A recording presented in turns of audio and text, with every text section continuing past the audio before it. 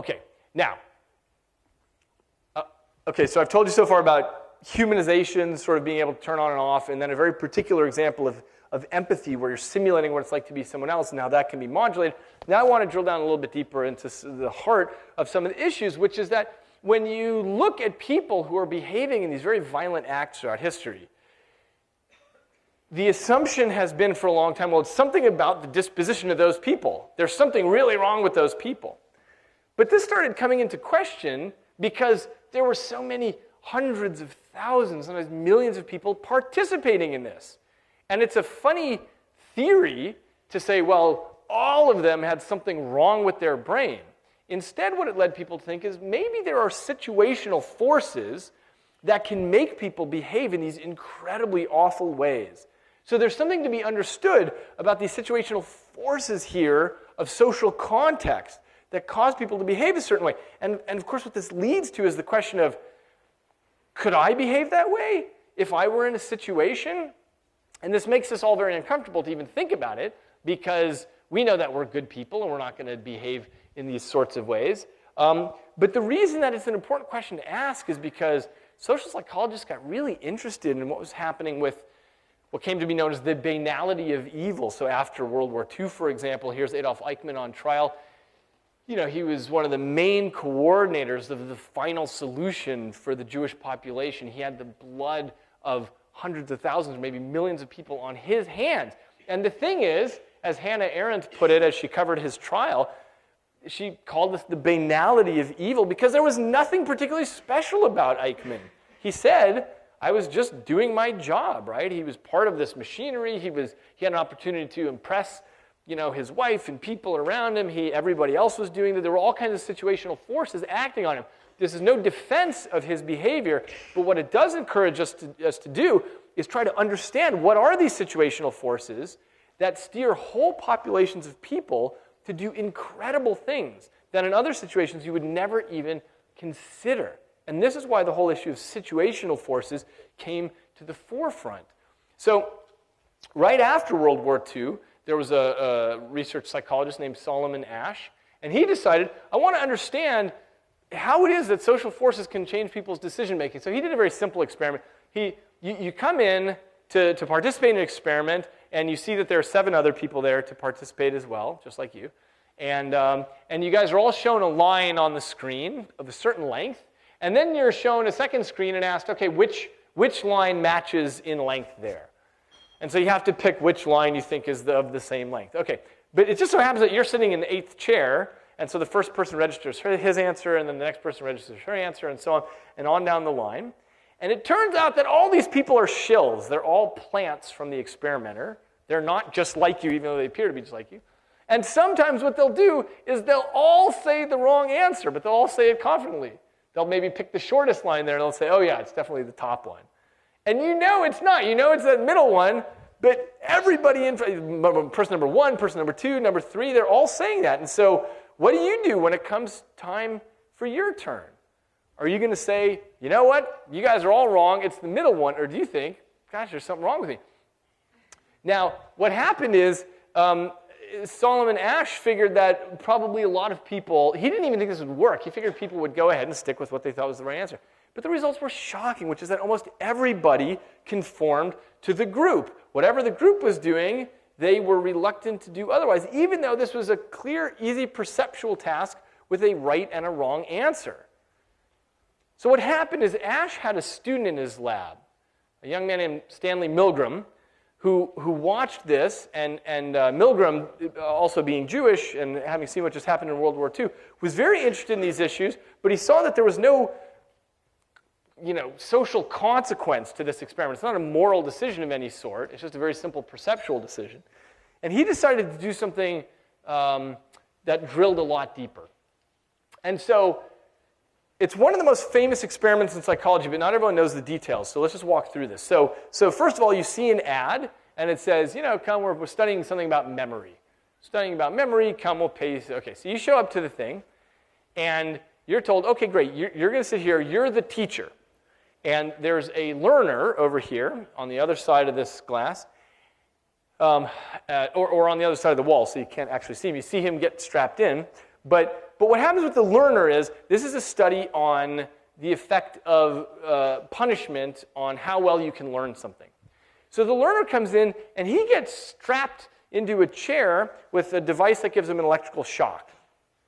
And whenever he gets the right answer, the experimenter goes on to the next one. Whenever he gets the wrong answer, your job is to deliver an electrical shock. So here's the learner here. This happens to be Mr. Wallace, was this guy's name. He gets strapped in. The experimenter is here. You're sitting over here in this other room. And in your room, you've got this device here. Okay, so what happens is you're told when he gets the wrong answer, I want you to hit the lowest level of shock. So that's pretty straightforward instructions. He's going along. He's trying to learn the associations between different pairs of words. He gets the wrong answer. Bzz, you give him a mild shock. And it's labeled. It says mild shock at this end of the thing. Okay. So he's going along. He gets another wrong answer. You're told, okay, each time he gets another wrong answer, you have to increase the level of the shock. So you hit the second button. Okay. This goes on. Every time he gets the wrong answer, you have to go up. Well, you notice that as you look up towards the right side of the box, this is an actual photograph of it. It goes to extreme intensity, and at the right side, it goes to severe shock. Okay, so you're a little worried about this. As he's going along, you're hoping that he'll get the right answer, that you won't have to do this. But what happens is you're being asked to give harder and harder shocks. Well, what happens is even at the low end here, when you give a shock, the guy says, you hear the guy, he says, ow. And as you're going up higher, he says, ow, that really hurt.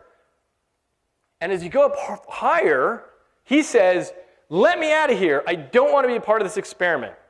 So you look pleadingly to the experimenter, and the experimenter in his white coat there says, keep going. So maybe you keep going. So you keep going, and the guy says, ow, I want out of here. Let me out. And the experimenter says to you, keep going. And you say, I don't want to keep going. He's obviously in pain. And the experimenter says, don't worry, I will take full responsibility here. You are not responsible for any of this. You're just participating in this experiment. So the question is, how high do you keep going? So at some point when you're around here, he stops responding. You don't hear anything anymore. You press the button, you don't hear any cries anymore. Is he unconscious? Is he dead? You're not getting any response at all. Okay, so the question is, will people keep going even beyond that level? Will anybody go all the way to the top? So what Stanley Milgram did is he went and talked to a group of psychiatrists, and he said, what's your prediction? How many people do you think will go all the way to the top and give someone the strongest electrical shock, even though the person's at this point already unconscious or maybe dead?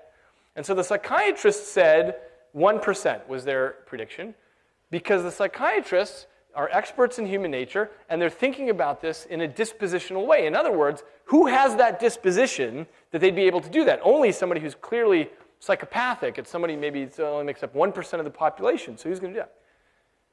So it turns out that 65% of Milgram's subjects went all the way to the top. They delivered 450-volt shocks to this pretend subject over there. So Milgram published a book, one of the most famous books in this area, called Obedience to Authority, because he couldn't believe this.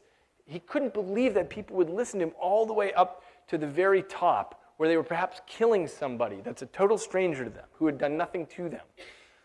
And in the book, he did 19 different versions of the experiment to tweak every possible parameter here, and he figured out particular rules, like if you actually have to be closer to the learner, then compliance goes down. If you have to actually see him, he's near you.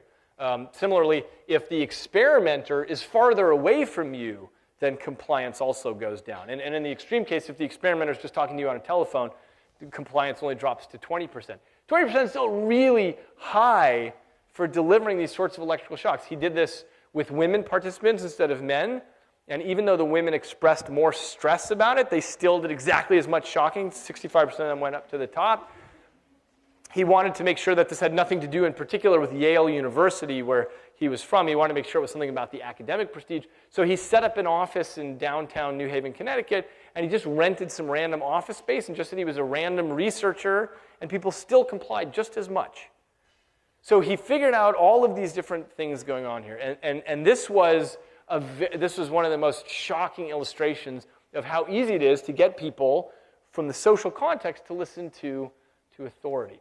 Now, it turns out that there is another kind of social influence too, which is the influence of your peers.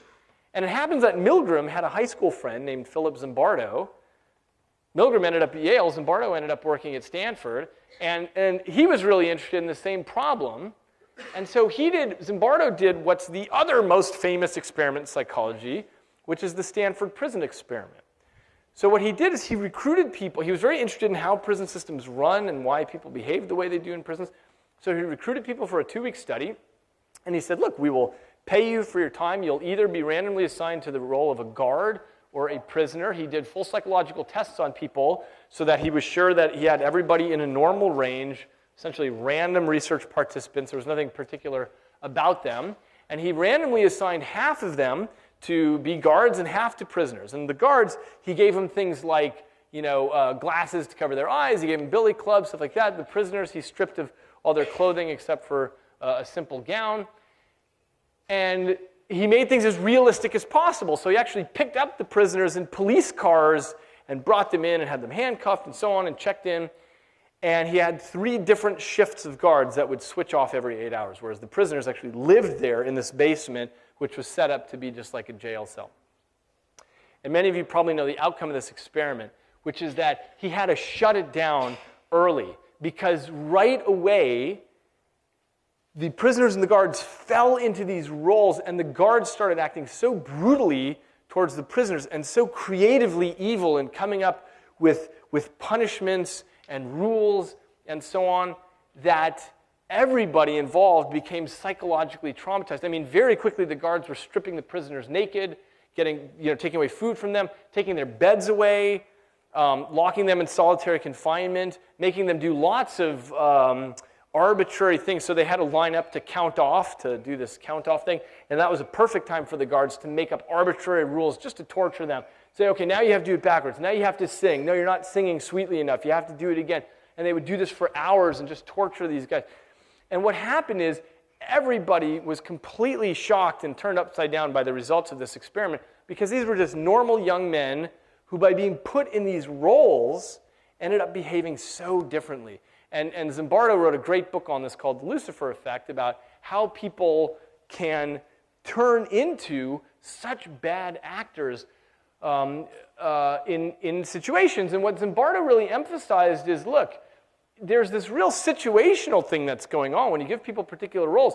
But it's not just that. It's that you have to understand the whole system, right? Because what happens in prisons is not unique to the Stanford prison experiment. This is what always happens in prisons because the whole system is set up this way where you've got the guards and the prisoners and they've got their roles and the guards want total compliance and the prisoners want to resist that, and so the guards will keep upping the arms race until they're absolutely certain they can get the compliance from the prisoners.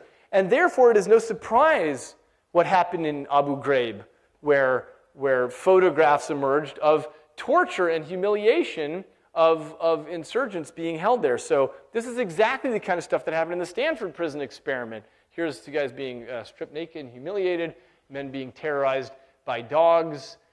Here's a man who was told that he's going to be electrocuted as soon as he loses his strength and falls off of this box. I'm sorry, the slide's cut off, but what's over here is an American soldier who's dealing with his digital camera to take a picture. And of course, there's someone else taking this picture here. Zimbardo's point is, it's not as easy as thinking about this as a few bad apples in the system, which is how the army tried to portray this. They said, we are shocked at what happened at Abu Ghraib. There were obviously some bad apples in this situation who behaved badly. And Zimbardo's point is, it's not that. It's a systemic problem. It's a system that sets up particular situations. Again, this is not in defense of the people who did this, but it is important to try to figure out how to build or repair these systems so that this doesn't happen. And just about 30 days ago now, I was walking through the airport and heard CNN that several more pictures had just emerged of soldiers who were posing with dead members of the Taliban, and posing with them doing things, having them hand on them and so on, and some things with body parts. And so what I thought was interesting is the headlines. So in the LA Times it said, photo of U.S. soldiers posing with Afghan corpses, prompts condemnation. And the subtitles, American officials denounce the actions of troops photographed with dead insurgents and their body parts. Give me a break. The idea is the army says, look, we want you to go over there. We want you to kill these guys, wreck their roads, burn their bridges, but don't take any pictures with them because that's disrespectful. Now, the thing is, they can't, this act, this pretending that there's condemnation going on here is so silly because it's part of the system. It's part of the situational variables that get set up here. You set up these young men and women to have vim and vigor and go out and kill the enemy and so on. You've got propaganda. You dehumanize the enemy and so on. And then you say, oh, we are outraged. We're shocked that something like this could happen. And by the way, just as a quick side note, it turns out that with digital photography, these things surface and everyone thinks it's some awful new thing. But this is as old as war itself. People always pose with the dead bodies of their enemies. I mean, this goes way back. And before photography, they would do things like cut off people's ears or take out teeth or stuff like that and make belts and necklaces out of this. There's nothing new going on here. Again, this is not a defense of that behavior, but it is to say there's something about the situational variables that change the way people make decisions in these situations.